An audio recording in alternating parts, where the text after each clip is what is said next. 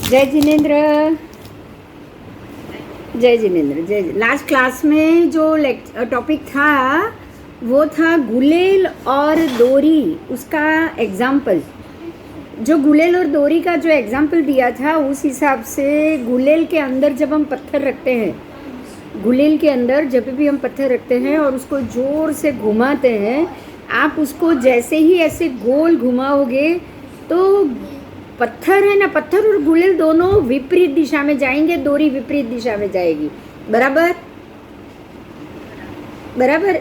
तो जब आप उसको ज़ोर से घुमाते हो और घुमाने के कारण पत्थर एक तरफ जा रहा है और गुलेल एक तरफ, दोरी एक तरफ जा रही है। इन लोगों ने इसी एग्जाम्पल को ग्रह को घूमने के लिए लगाया। उन्होंने क्या कहा, जैसे गुलेल मेरे हाथ में है तो मेरा हाथ मध्य बिंदु हो गया और मध्य बिंदु से मैं ऐसे गोल गोल गोल उसको घुमा रही हूँ, तो ये घूमते घूमते घूमते घूमते दोनों तरफ चीज़ खींच रही है। गुलेल भी खींच रहा है और दोरी भी मेरे हाथ में खींच रही है। आप समझ रहे हैं?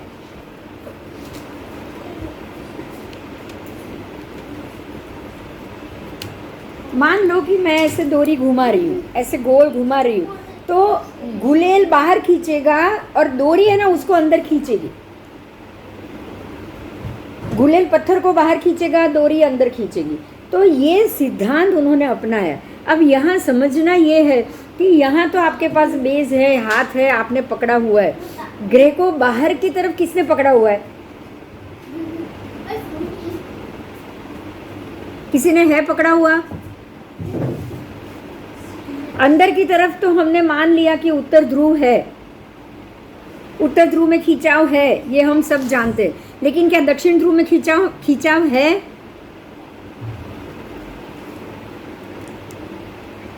बोलो। आओ ये मैं पिक्चर भी बताती हूँ आपको, साथ में आओ। इसी पिक्चर से समझो। इनके कहने के मुताबिक ये जो गुलेल का एरिया है, ये जो ग्रह यहाँ सूर्य है, फिर बुध शुक्र, आपको दिख रहा है ना ये सब? हाँ, तो जैसे मध्य बिंदु अंदर की तरफ हो गया सूर्य और बाहर की तरफ हो गया, उनके हिसाब से अंदर दक्षिण ध्रुव और बाहर है उत्तर ध्रुव। सॉरी, मैं गलत बोल गई। अंदर है उत्तर ध्रुव, बाहर है दक्षिण ध्रुव, उनके हिसाब से। इसीलिए यहाँ आपको इसमें पृथ्वी भी दिखेगी। देखो ये पृथ्वी है, ये जो है ना वो घुमा रहे ना, वो पृथ्वी है। आओ, दिख रही है अभी आपको ये बड़ी वाली? शुक्र के बाजू में देखो इतनी छोटी है वो, ये पृथ्वी है। मेरा कर्सर दिख रहा है? तो बुध तो पढ़ सकते हो ना आप? बुध के पीछे शुक्र, शुक्र के पीछे पृथ्वी है, ये वाला गोल गोल गोला। अब ये पृथ्वी इनके हिसाब से यहाँ उत्तर ध्रुव, यहाँ दक्षिण ध्रुव। अब इनके हिसाब से ध्रुव तो ऊपर आकाश में होना चाहिए ना, उत्तर ध्रुव। तो अगर पृथ्वी यहाँ ऐसे घूम रही है तो ध्रुव कहाँ होना चाहिए? और दक्षिण ध्रुव नीचे जमीन पे होना चाहिए, क्योंकि उत्तर तो हमेशा ऊपर ही रहेगा ना। हाँ, तो अब उत्तर ऊपर रह के घूम रहा है तो उत्तर ध्रुव ना, उसको उत्तर ध्रुव की खिंचाई मिल रही है ना दक्षिण ध्रुव की खिंचाई मिल रही है। बराबर? ये बात सही? उत्तर ध्रुव खींचेगा तो ऊपर जानी चाहिए ना पृथ्वी। हाँ, हेलो। आज के विज्ञान ने एक उच्च बिंदु और एक नीच बिंदु, ऐसे दो बिंदु तय किए हैं। अंदर का बिंदु जो उच्च हो वो उच्च बिंदु है, बाहर का बिंदु है वो नीच बिंदु है।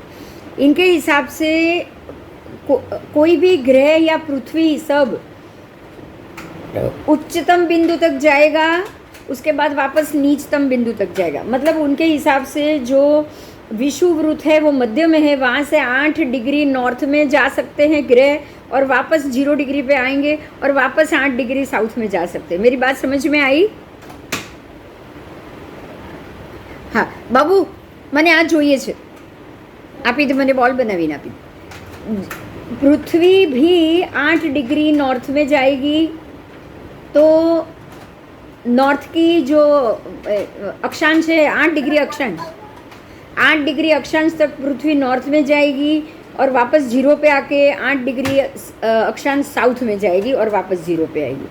तो जीरो से लेके 8 डिग्री नॉर्थ और जीरो से लेके 8 डिग्री साउथ, ये जो इतना एरिया हुआ ऐसी गोल, आप कोई पट्टा हो तो ऐसा गोल हो, ऐसे गोल में ये डिग्री और ये डिग्री, यहाँ पे 8 डिग्री और यहाँ पे 8 डिग्री, बराबर मध्य में जीरो. तो ये उच्चतम बिंदु हो गया, ये नीचतम बिंदु हो गया. समझ में आया? ये यहाँ का मैक्सिमम है. नॉर्थ में 8 डिग्री मैक्सिमम है, साउथ में 8 डिग्री मैक्सिमम. तो इनके हिसाब से ग्रह यहाँ से बराबर, सूर्य है वो बराबर 0 डिग्री मध्य पे, इसमें सूर्य है वो बराबर 0 डिग्री मध्य पे. तो 0 डिग्री मध्य से लेके 8 डिग्री जो नॉर्थ है वहाँ तक पृथ्वी जाएगी और 0 से लेके 8 तक वापस वहाँ तक भी पृथ्वी जाएगी. तो पृथ्वी का ऐसे 8 डिग्री तक आगे जाना, 8 डिग्री तक पीछे जाना.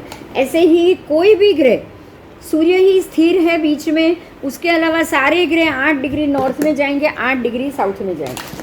तो 16 डिग्री का जो उनका जो कर्क वृत्त है, पूरा कर्क वृत्त से लेके मकर वृत्त, ये जो है उनका बराबर बीच में विषुव वृत्त 0 डिग्री, फिर 8 डिग्री नॉर्थ में वो आएगा. नॉर्थ ऊपर तक जाना है तो नॉर्थ में जो जाएगा वो है कर्क वृत्त, नीचे तक जाएगा वो मकर वृत्त. क्लियर हुआ?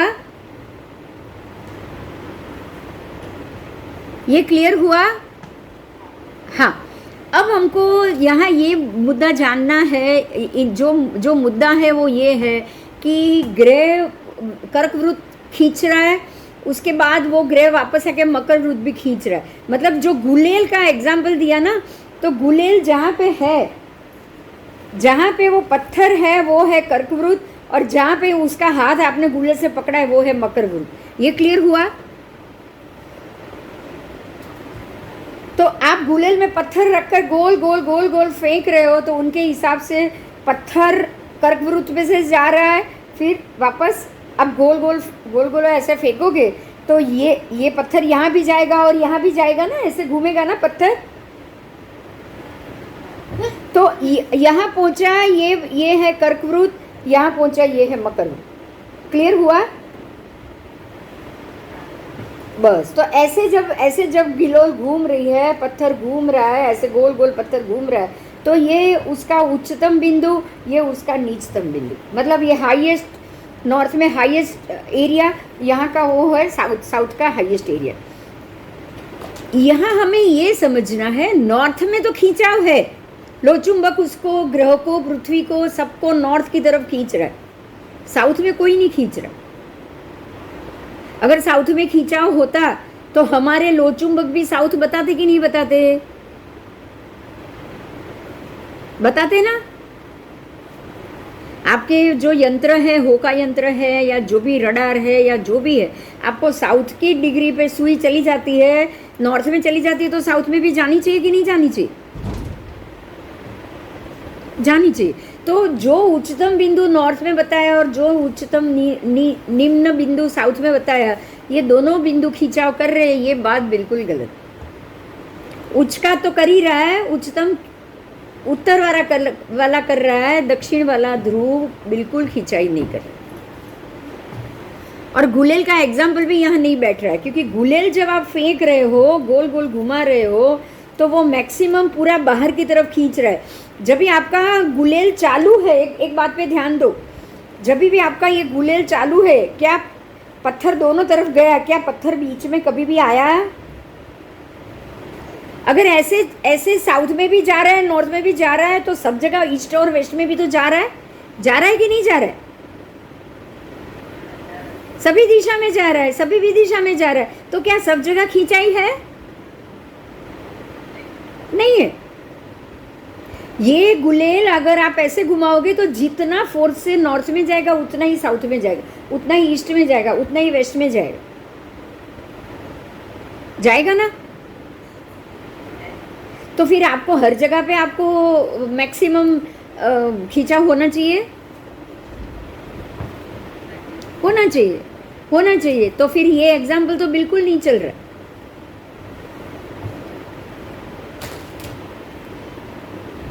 आगे जाए, मैं फिर से बोल रही हूँ, पूरा पढ़ रही हूँ, आप सुनिए। सूर्य के चारों ओर ग्रहों के परिभ्रमण को समझाने के लिए उन्होंने गोफन का एग्जाम्पल दिया। गोफन में पत्थर रखकर एक व्यक्ति दूर से उसको गोल गोल घुमाता है, तब उन पर किन किन बलों का प्रभाव है। तो गोफन चलाने वाले का शरीर, मेरे हाथ का भी बल घूमेगा, उससे भी पत्थर घूमेगा। पत्थर को दूर धकेलने की कोशिश करता है। इसको दूर कौन धकेलता है? मेरा हाथ ही धकेलता है ना। पत्थर अपने आप नहीं जा रहा है। डोरी का बल पत्थर को जकड़े रखने की कोशिश करता है। डोरी ने पत्थर को पकड़ के रखा है, नहीं तो पत्थर कब का गिर जाता। इन दोनों बलों के योजन पे पत्थर गोल गोल घूम रहा है। वैज्ञानिकों द्वारा दिए गए उदाहरण के अनुसार सूर्य को केंद्र में रखकर गोफन के पत्थर की तरह गोल गोल ग्रह घूम रहे हैं।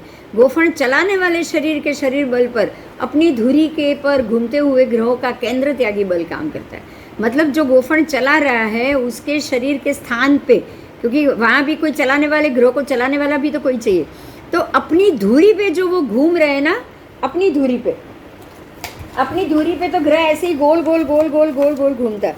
तो अब गोल गोल घूमता घूमता ये डबल घूम गया, तो ये धुरी का बल तो उसको काम नहीं आएगा। आएगा क्या बताओ? अपनी धुरी पे घूम रहा है और साथ में वो बाहर भी जा रहा है। अपनी धुरी पे घूम रहा है, साथ में वो इधर भी आ रहा है, इधर भी आ रहा है, ऐसे गोल गोल गोल गोल घूम रहा है उनके हिसाब से। समझ में आ रहा है अभी? ये बात समझ में आ रही है? हाँ,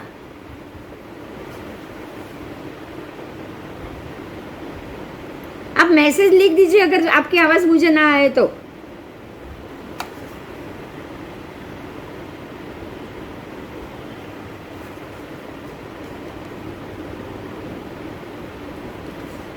ठीक है, तो डोरी के बल के स्थान पे सूर्य का गुरुत्वाकर्षण की कल्पना की है। अब अगर सूर्य का गुरुत्वाकर्षण हो, आप एक बात पे ध्यान दो, बहुत खास बात है ये। अगर ये सूर्य का गुरुत्वाकर्षण हो तो आपको ये यहाँ ये मुद्दा समझना है कि मध्य भाग में सूर्य है। अगर सूर्य का गुरुत्वाकर्षण बल काम कर रहा है तो चारों ओर कोने में क्यों है? सूर्य तक तो पहुंचना चाहिए ना वो। अगर सूर्य का गुरुत्वाकर्षण बल काम कर रहा है तो वो सूर्य तक पहुंचना चाहिए।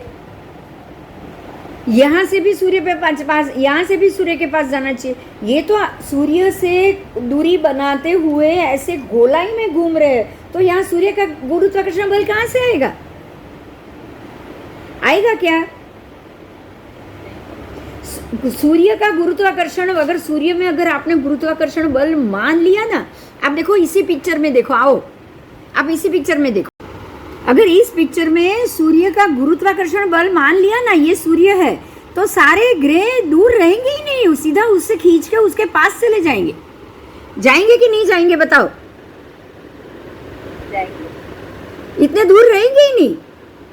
यहाँ तो हर एक ग्रह उससे दूरी बना के बैठा हुआ है। तो ये भी तो हो सकता है कि ये सारे उनके लिए रास्ते बने हुए हो, तभी वो ये रास्ता छोड़ के ये ग्रह ये रास्ते में नहीं आता है। यहाँ का ये ग्रह रास्ता छोड़ के ये पृथ्वी के रास्ते में नहीं आता है। पृथ्वी अपनी रास्ता छोड़ के शुक्र के ग्रह में नहीं जा रहा है। शुक्र अपना रास्ता छोड़ के बुध में नहीं जा रहा है। अगर गुरुत्वाकर्षण बल चलता तो ये सारे अपने अपने रास्ते छोड़ के सूर्य तरफ खींच के चले जाते कि नहीं चले जाते? यहाँ कोई गुरुत्वाकर्षण बल काम ही नहीं कर रहा है। सब अपने अपने रोड पे चल रहे हैं। जैसे कि 8 लेन रोड हो, 8 रास्ता, 8 गाड़ी का 8 लेन रोड हो, तो हर एक लेन में एक एक गाड़ी जाएगी, तो क्या किसी भी गाड़ी को किसी दूसरे की लेन में जाने की जरूरत है? नहीं है। बिल्कुल इसी तरह से हर एक ग्रह का अपना रास्ता है, अपना मंडल है। क्या है? रास्ता और अपना मंडल। अपना रास्ता है, अपना मंडल है। एक ग्रह के मंडल में कोई दूसरा ग्रह प्रवेश नहीं कर सकता और उसके रास्ते के बीच में भी कोई नहीं आ सकता। दो ग्रह तो टकराने की तो बात कभी हो ही नहीं पाएगी। समझ में आया? दो ग्रह तो कभी टकराएंगे ही नहीं। आपको सीधा इसका मतलब ये मैं बता दूं कि एक गाड़ी नीचे चल रही है, रोड पे चल रही है, और एक गाड़ी ऊपर ब्रिज पे चल रही। तो ब्रिज में चलने वाली, ऊपर चलने वाली गाड़ी के रास्ते में नीचे की गाड़ी आ सकती है? नहीं आ सकती। और ये गाड़ी से ये गाड़ी टकरा भी नहीं सकती। बिल्कुल इसी तरह परमात्मा ने बताए हैं, ग्रह घूम रहे हैं। यहाँ ऐसे नहीं, ये जो बता रहे हैं, पिक्चर बता रहे हैं, ऐसे नहीं। सूर्य का मंडल, फिर उसके ऊपर ऊपर डिस्टेंस छोड़ के आओ, मैं आपको वो भी बता देती हूँ। आओ,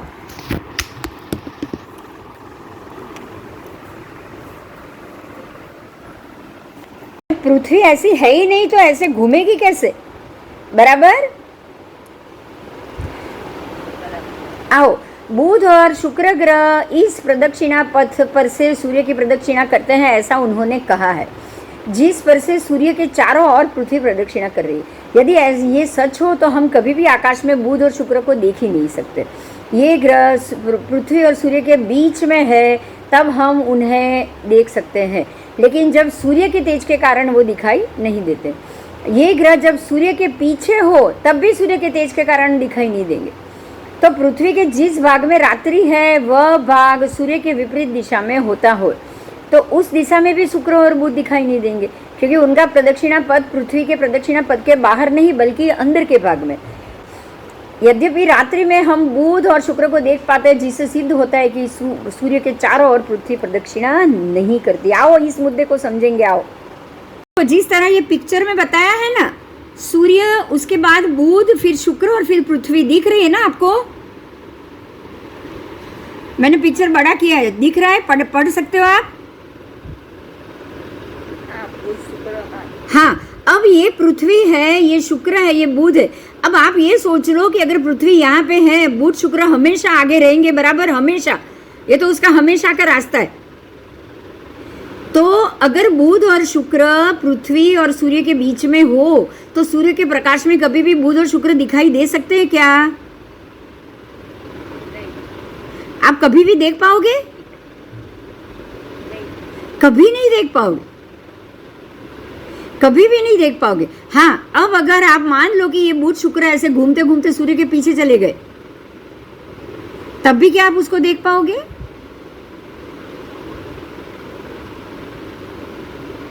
तो ऐसे, अगर ऐसी उनकी गति हो तो हम कभी भी बुध और शुक्र को देख सकते हैं क्या? लेकिन आकाश में वो दोनों दिखते हैं।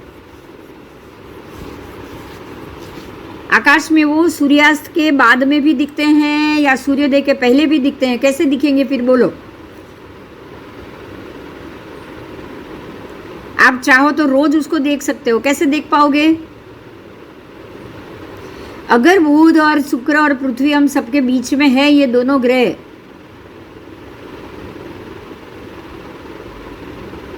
तो सूर्य के प्रकाश में वो दो दिखने चाहिए।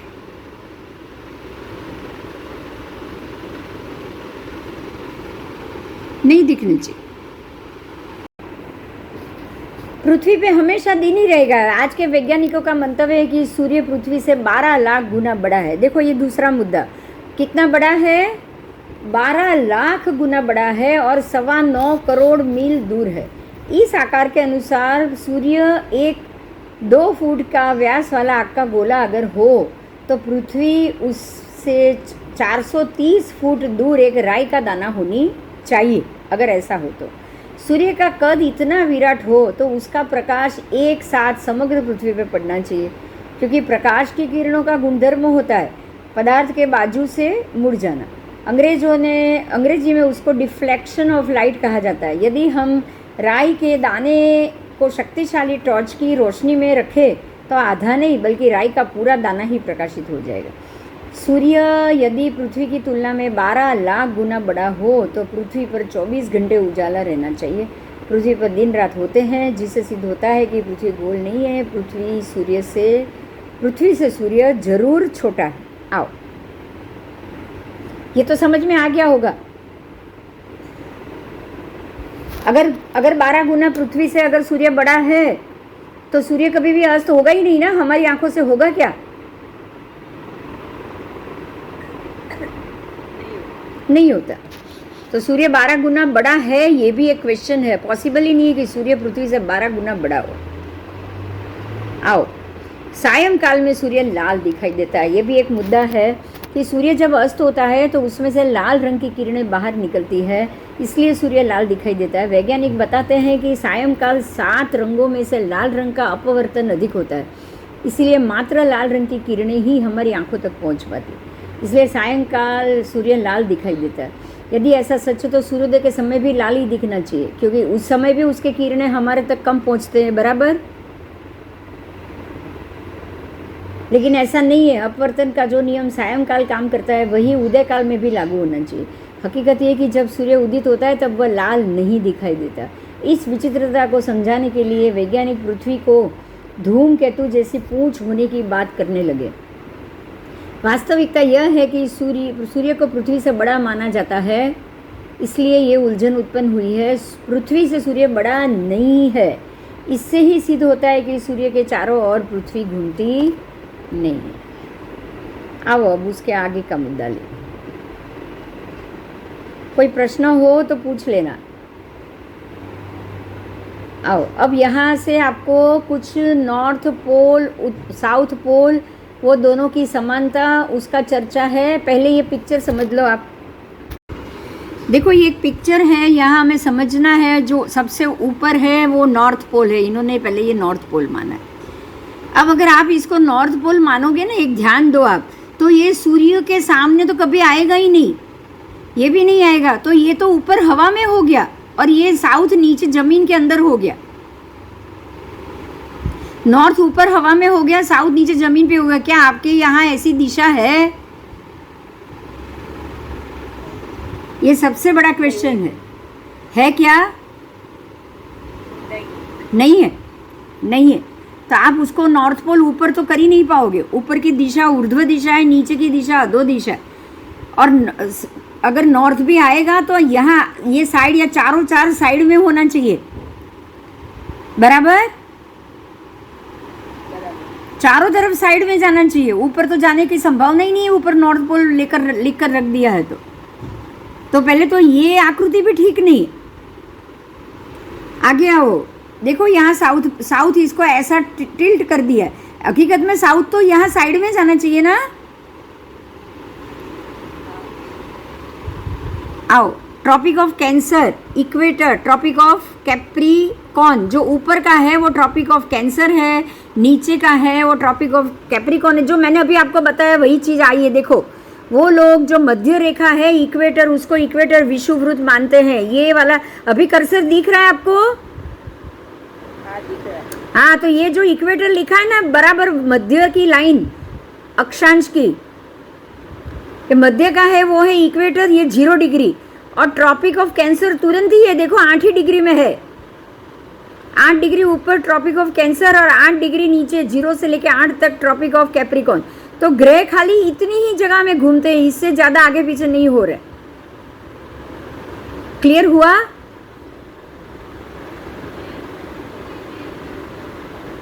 ये क्लियर हुआ?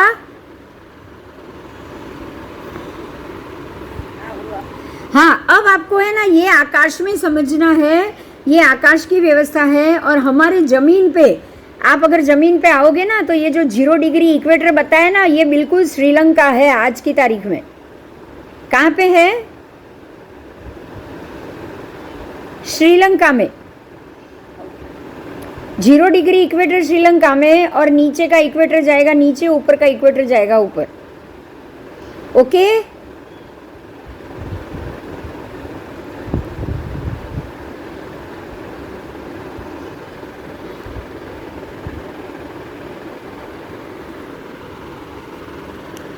और आपको पता है बहुत जब आप हाईवे जाओगे ना, गुजरात के हाईवे पे, तो वहाँ आपको लिखा हुआ मिलेगा कि यहाँ से कर्कवृत्त पसार थाय छे। અહીંયાથી કર્કવૃત્ત પસાર થાય છે, ખ્યાલ છે એવું?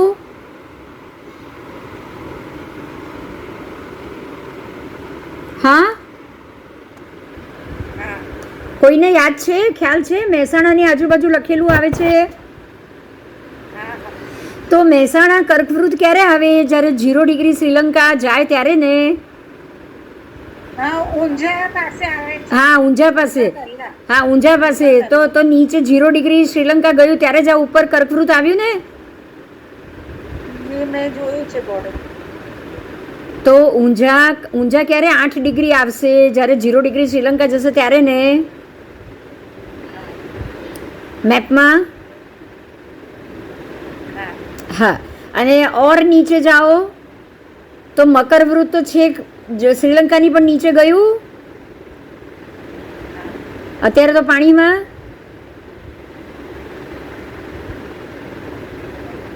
ओके चल, अब आप मैं अभी ये पढ़ रही हूँ, आप वो सुनिए. दक्षिण और उत्तर ध्रुव में कोई समानता नहीं है. आओ, ये दक्षिण ध्रुव ऊपर का उत्तर ध्रुव, नीचे का दक्षिण ध्रुव. ये साउथ पोल है, वो दक्षिण ध्रुव है. नॉर्थ पोल है, वो उत्तर ध्रुव. वैज्ञानिकों का कहना है कि ग्रीष्म में पृथ्वी का उत्तर ध्रुव सूर्य की ओर झुका रहता है. आओ, ये जो उत्तर ध्रुव है वो सूर्य की तरफ झुका. देखो, सूर्य अंदर है तो पृथ्वी, ये उत्तर ध्रुव झुक गया इस तरफ. हाँ, सूर्य तो मध्य में है, पृथ्वी चारों तरफ घूम रही है, तो ये सूर्य की तरफ झुक गया है. अभी सूर्य की तरफ झुका हुआ है. तो ये ग्रीष्म ऋतु में हुआ, ये ग्रीष्म ऋतु हुई. और वैज्ञानिक कहते हैं उत्तर ध्रुव में जब शीत होती है तब दक्षिण ध्रुव पर ग्रीष्म होती है. तो जब अब यहाँ आओ, यहाँ उत्तर ध्रुव, यहाँ सूर्य बीच में है तो उत्तर ध्रुव पीछे चला गया. तो अब दक्षिण ध्रुव सूर्य के नजदीक आया. आपको इमेजिन करना है, सूर्य बीच में है. अगर सूर्य यहाँ, मेरा कर्सर है, बीच में है, तो अभी दक्षिण ध्रुव सूर्य के नजदीक आया यहाँ पे, तो दक्षिण ध्रुव गर्म होगा. अब उत्तर ध्रुव में बर्फ आ जाएगी. और साथ साथ में उत्तर ध्रुव में अब यहाँ 6 महीने की रात हुई, क्योंकि सूर्य से पीछे चला गया ना उत्तर ध्रुव. तो ये जो एरिया है, जो जहाँ मेरा कर्सर है उत्तर ध्रुव का, अब यहाँ 6 महीना रात होगी, ऐसा उनका मानना है. होगी क्योंकि सूर्य होगी. पहले ये बताओ, वैज्ञानिक ऐसा मान रहे कि उत्तर ध्रुव में यहाँ पे 6 महीना रात होगी. होगी क्या? पृथ्वी अपनी धुरी पे घूमेगी नहीं? मैं, मुझे ये तो बताओ जरा. नहीं घूमेगी, पर सूर्य तो हम लोग नहीं घुमाते हैं. वैज्ञानिक के हिसाब से पृथ्वी घूमती है, तो घूमनी चाहिए कि नहीं घूमनी चाहिए? एक बात पे ध्यान दो. इधर ही देखो, ये चाहे टेढ़ी है लेकिन घूमेगी तो सही ना. 24 घंटे में एक राउंड अपनी धुरी पे. तभी तो सभी प्रदेश में सूर्योदय होगा.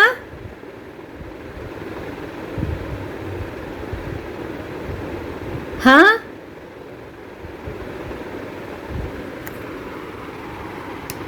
होगा. घूमेगी ना अपनी धुरी पे. अगर अपनी धुरी पे घूमेगी तो ये सारा प्रदेश सूर्य के सामने आएगा कि नहीं आएगा? ये तो बोलो.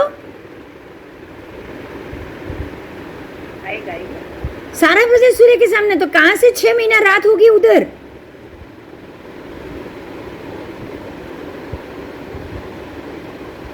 सूर्य ना दिखे लेकिन प्रकाश ना हो, ऐसा पॉसिबल है? बताओ. ये जो पूरा एरिया है, ये एरिया ऐसे गोल घूमेगा. पृथ्वी ऐसी गोल घूमेगी, ऐसी गोल घूमेगी. आओ, मैं आपको गोला गोल घुमा के बताती हूँ. आओ, देखो, ये गोला है, दिख रहा है? ऐसा टेढ़ा पड़ा है, बराबर. ऐसे गोल घूमेगा तो उसका हर एक पार्ट 24 घंटे में सूर्य के सामने तो आना ही चाहिए ना.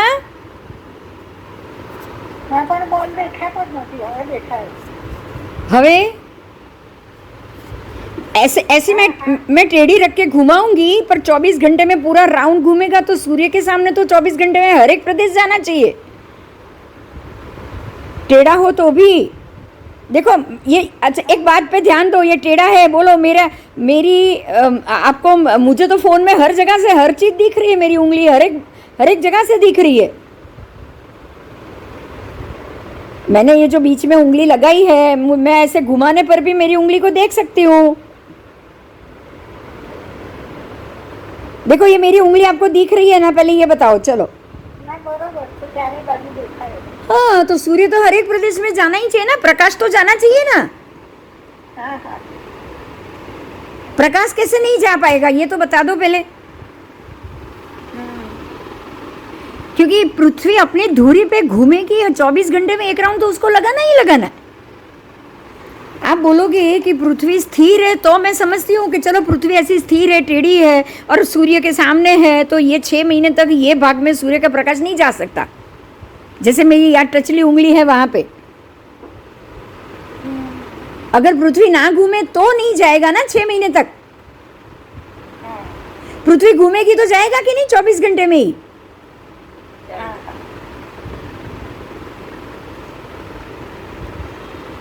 इसका मतलब ये हो गया पृथ्वी घूम ही नहीं रही है, बड़ा बड़ा प्रॉब्लम सॉल्व हो गया हमारा। समझ में आ रहा है? कोई भी प्रदेश ऐसा हो कि जहाँ 6 महीना प्रकाश नहीं होता, कोई भी ऐसा प्रदेश बताओ जहाँ 6 महीना बिल्कुल प्रकाश नहीं, बिल्कुल अंधेरा। प्रकाश के मुद्दे से, सूर्य के मुद्दे से नहीं। कोई है ऐसा प्रदेश? हाँ नहीं। सूर्य उदित ना दिखे वो अलग बात है, लेकिन प्रकाश ही ना दिखे ये पॉसिबल नहीं। आप गिरनार की यात्रा करते हो, 10 बजे तक सूर्य नहीं दिखाई देता, तो क्या प्रकाश भी नहीं दिखाई देता? हाँ, फिर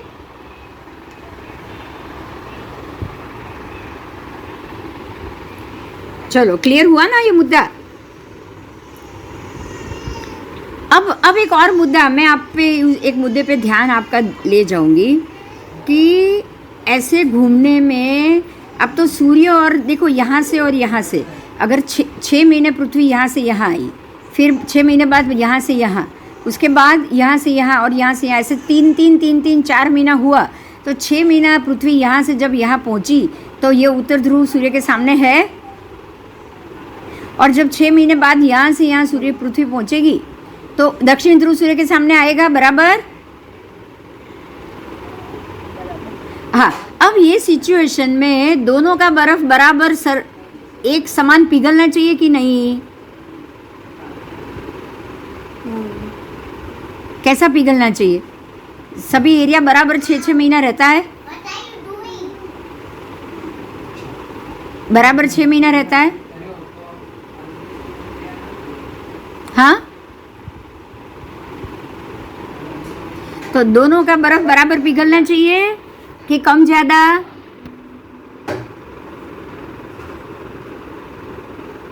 आपको हाँ, उल्टा है। उत्तर ध्रुव में 11 महीने ठंड है, 11 महीने, और वहाँ का बर्फ कम पिघलता है, दक्षिण ध्रुव का ज़्यादा पिघलता है।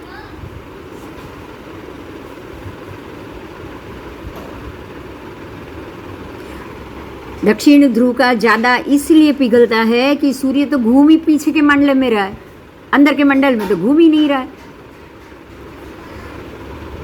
हमारे हिसाब से तो बाहर के मंडल में ही घूम रहा है ना, खाली बाहर के कितने, जम्बू द्वीप का खाली 180 योजन में ही घूम रहा है ना। भरत क्षेत्र 526 भरत में से खाली बाहर के 180 योजन में घूम रहा है ना,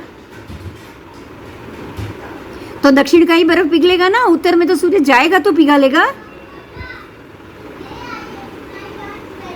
तो अगर उत्तर में कम पिघल रहा है, दक्षिण में कम पिघल रहा है, तो सूर्य बाहर के भाग में घूम रहा है, इसीलिए कि और कोई कारण?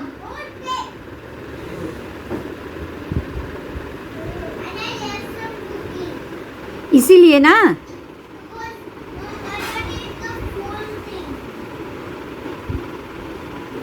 हाँ,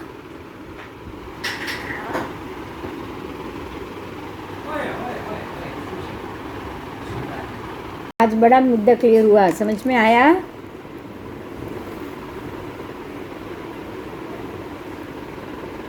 समझ में आया? तो आपको ये ही बात समझनी है कि अगर इनके कहने के हिसाब से अगर जो आकाश में सारा ग्रह और पृथ्वी का सूर्य के आसपास घूमना होता तो दोनों तरफ समान रूप से बर्फ़ पिघलनी चाहिए थी, दोनों तरफ समान रूप से सूर्य और चंद्र भी दिखाई देने चाहिए थे, दिन और रात की व्यवस्था समान रूप से दिखाई देनी चाहिए। लेकिन ऐसा समान रूप से आबोहवा भी समान होनी चाहिए थी कि नहीं होनी चाहिए थी? आबोहवा भी समान होनी चाहिए थी ना? लेकिन ऐसा है ही नहीं। आप उत्तर में जाओगे, उत्तर में जैसे ही आप जाओगे, जीरो से लेके कश्मीर 30 डिग्री नॉर्थ में आ गया, नॉर्थ अक्षांश कश्मीर 30 डिग्री पे ही आ गया, और आप साउथ में 30 डिग्री पे जाओ तो कड़ी धूप है, और उत्तर में 30 डिग्री पे आप चले जाओ तो 6 महीना बर्फ है।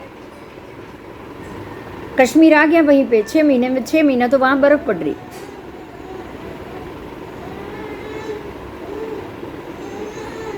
एक जैसा एक समान वातावरण होना चाहिए कि नहीं होना चाहिए?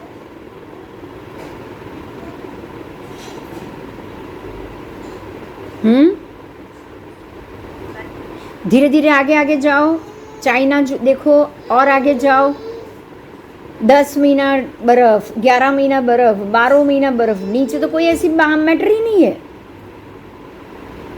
सीधे दक्षिण ध्रुव जाओगे तब बर्फ मिलेगा, ऑस्ट्रेलिया न्यूजीलैंड बिल्कुल नीचे के भाग में।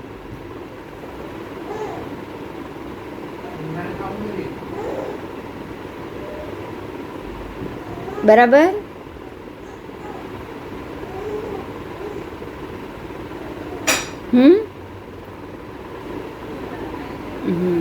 आओ,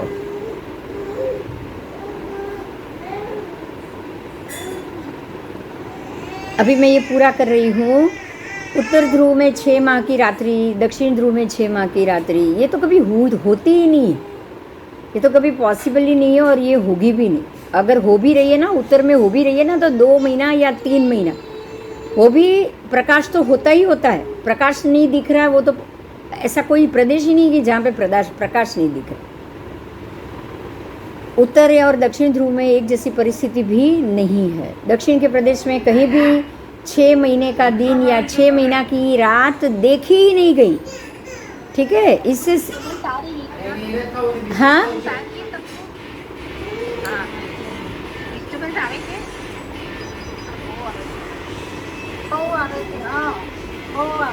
કોનો સાનો અવાજ આવે છે? અચ્છા, બહારનો નથી આવતો મારો અવાજ? ઓકે,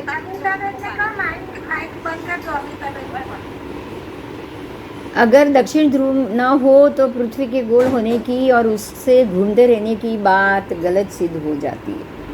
ठीक है, तो ये जो सारी व्यवस्था, आबो हवा, जो प्रकार से हमने ये सीखा कि ये पृथ्वी ऐसे घूम रही है, ये घूमने के कारण ऐसी कोई भी व्यवस्था आपको आज हमें लाइव जमीन पर दिखाई नहीं दे रही है। दिखाई दे रही है? पहले ये बताओ, इसमें कोई क्वेश्चन हो तो पूछ लो।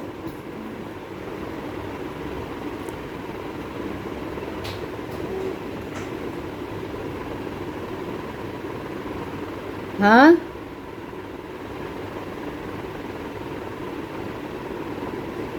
अब उसके बाद तो सारी चीज़ काल्पनिक मिलेगी। पृथ्वी का व्यास गेंद जैसी गोल मानी, और उनके बीच पृथ्वी के व्यास के बारे में भी मतभेद है। सबने अलग अलग प्रकार के व्यास बताए हैं।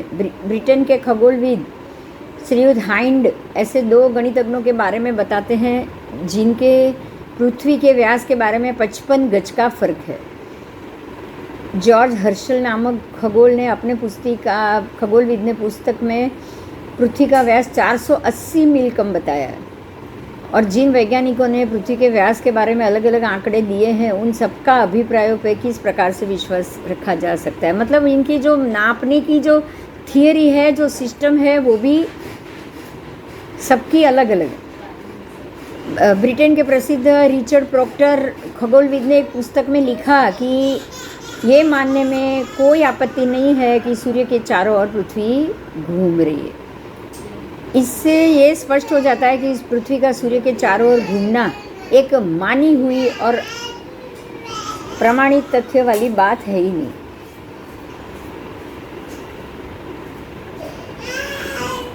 इतना डिस्टर्बेंस आएगा तो मज़ा नहीं आएगा। ऐसा करते हैं अगले, आज कुछ, हाँ तो आज कुछ रीज़न होगा, यहाँ से इंटरनेट का ही प्रॉब्लम होगा। हम अगले क्लास में डिस्कस करेंगे। जो गुरुत्वाकर्षण का मुद्दा है वो आज मैं रहने देती हूँ। ठीक है ठीक है ठीक है। तो अभी मैं परसों ही हम बात करेंगे, तो फिर अभी मैं रहने देती हूँ, ठीक है, क्योंकि उसमें कुछ होगा, नेट का कोई प्रॉब्लम होगा तो उसको हम सॉल्व नहीं कर पाएंगे। ठीक है, हाँ चलो फिर, जय जिनेंद्र। अभी मिलेंगे हम, बुधवार को मिलेंगे।